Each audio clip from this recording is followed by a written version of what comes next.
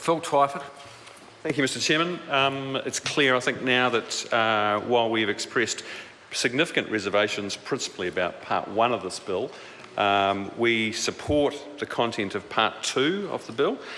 And as I just want to build on Sue Moroney's comments, really, that the upshot of Part 2 of this bill supports the argument that we've been making for a long time now, that the manufactured crisis in ACC funding that we saw under Nick Smith's tenure as Minister was a sham, it was a political construct, and that as a result, since the first term of the National Government, New Zealanders have been overcharged to a gross extent. And we made it very clear within...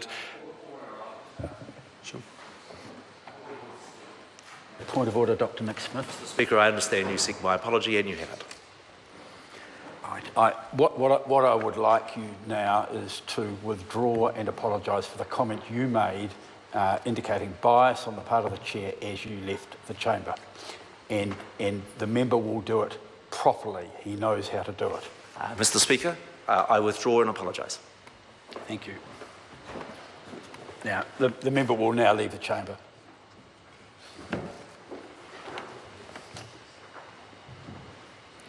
Phil Twyford.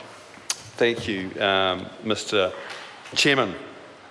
In December 2014, the solvency position of the earners account was 129%. The solvency position of the work account was 140%. But it's important to note that the position in regard to the work account excludes this extraordinary acronym WRG-PDI, that is work-related gradual process disease and infection claims. As quoted in response to question 9 of the annual review of ACC this year, the corporation said that the reported measures overstate the solvency position, as assets include those work-related gradual process disease and infection claims, but the liabilities exclude them. And a better measure of the true solvency position is to include these claims in the liabilities. So for the work account, in fact, the better figure is 116%. Since December 2014, the discount rates fell considerably during January, partially recovered through January, and the figures that are available, sir, show just how volatile the solvency positions are with regard to discount rates. Sir, this bill shows very clearly that the manufactured crisis in ACC funding was a sham, something we were arguing. I have warned two members previously about sticking to this particular clause with one spectacular failure, but I am going to warn this member that that the second reading has accepted the principle involved here, and all we are discussing now is what is in Part 2, which is very, very narrow. Thank you, Mr Chairman. So, just speaking about residual levies and what Part 2 does is basically the repeal of provisions in relation to residual levies. Prior to 1999, the levies covered only the current costs of a claim, and residual levies are required to meet the ongoing costs of earlier injuries. Well, currently the legislation provides that the ACC must continue to collect those residual levies through to 2019. And what Part 2 does is abolish that provision.